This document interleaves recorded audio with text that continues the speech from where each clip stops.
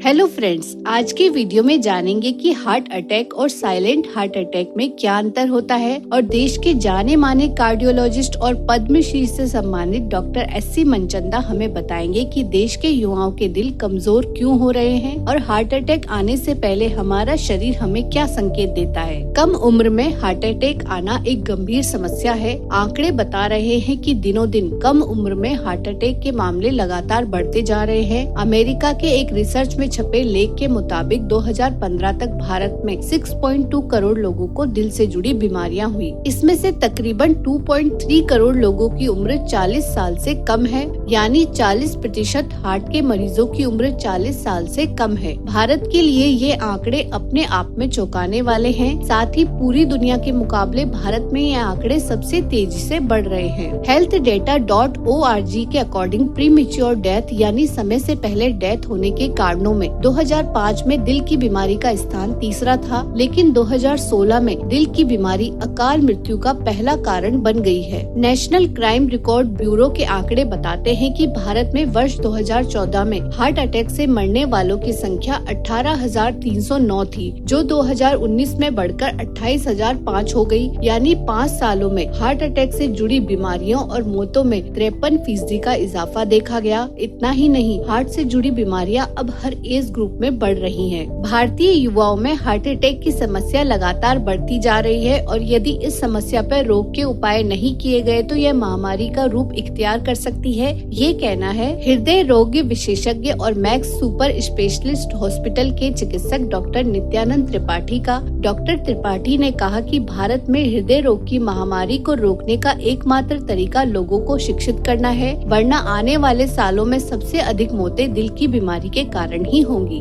10-15 साल पहले तक दिल की बीमारी को बुजुर्गों से जोड़कर देखा जाता था, लेकिन पिछले कुछ सालों के आंकड़े कुछ और ही कहानी कहते हैं। देश के जाने माने कार्डियोलॉजिस्ट और पद्मश्री से सम्मानित डॉक्टर एस.सी. मनचंदा के मुताबिक देश के नौजवानों के दिल कमजोर हो गए हैं। उनके अनुसार युवाओं के दिल कमजोर होने का कारण नए जमाने की जीवन शैली है। नई पीढ़ी के लाइफस्टाइल डिसऑर्डर के मेन रीजन है जीवन में तनाव, खाने की गलत आदतें, कंप्यूटर इलेक्ट्रॉनिक उपकरणों पर देर तक काम करना, स्मोकिंग, ड्रिंकिंग या फिर किसी और तरह की नशे की आदत होना। चारों ओर फैलता पोल्यूशन, लगातार नींद में बढ़ता खलल, फिजिकल एक्टिविटीज का ना के बराबर रह जाना। इतना ही नहीं, डॉक्टर मनचंदा के अनुसार आजकल जंक फूड के जरिए शरीर में नमक और ट्रांस फैट की क्वांटिटी लगातार बढ़ रही है और खाने में फल व हरी सब्जियों की मात्रा घट रही है। पढ़ने की उम्र में आजकल स्टूडेंट्स में बढ़ता तनाव आम है। इतना ही नहीं, छात्रों के जीवन में लगातार बिगड़ती खाने पीने की गलत आदतें और पढ़ने के लिए या फिर समय को बिताने के लिए इलेक्ट्रॉनिक उपकरणों का घंटों तक इस्तेमाल करना कोई नई बात नहीं है। डॉक्टरों की माने तो हार्ट अटैक का सबसे बड़ा लक्षण माना जाता है सीने में तेज दर्द। अक्सर किसी फिल्मी दृश्य में जब किसी को दिल का दौरा पड़ता है तो वो अपना सीना जोर से जकड़ लेता है। दर्द के मारे उसके पसीने छूटने लगते हैं और वह जमीन पर गिर जाता है। इन दृश्यों को देखकर हम सभी को लगता है कि दिल का दौरा पड़ने पर ऐसा एहसास होता होगा कि जैसे हमारे दिल को जोर से कुचला जा रहा हो,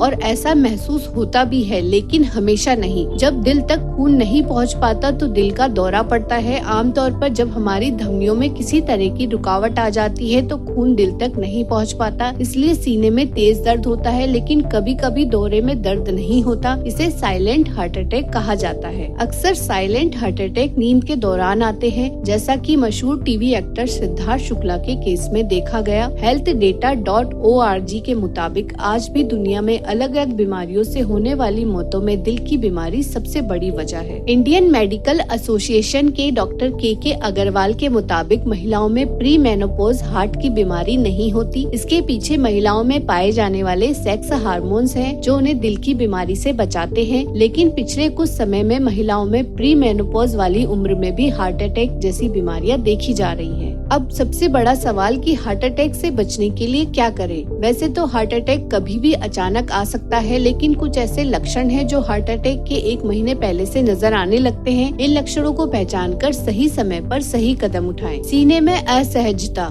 यह दिल के दौरे के लिए जिम्मेदार लक्षणों में सबसे अहम है। खास तौर से सीने में दबाव या जलन का महसूस होना। इसके अलावा भी अगर आपको सीने में कुछ परिवर्तन या फिर असहजता का अनुभव हो तो उसे हल्के में बिल्कुल न लें। थकान, बगैर किसी मेहनत या काम के थकान होना भी अटैक की दस्तक हो सकती है। जब दिल की धमनियां कोलेस्ट्रॉल के कारण बंद या संकुचित हो जाती हैं, तब दिल को अधिक मेहनत करने की आवश्यकता होती है, जिससे जल्दी ही थकान महसूस होने लगती है। ऐसी स्थिति में कई बार रात को अच्छी नींद लेने के बाद भी आप आलस और थकान का अनुभव करते हैं और आपको दिन में नींद व आराम की जरूरत महसूस होती है। सूजन।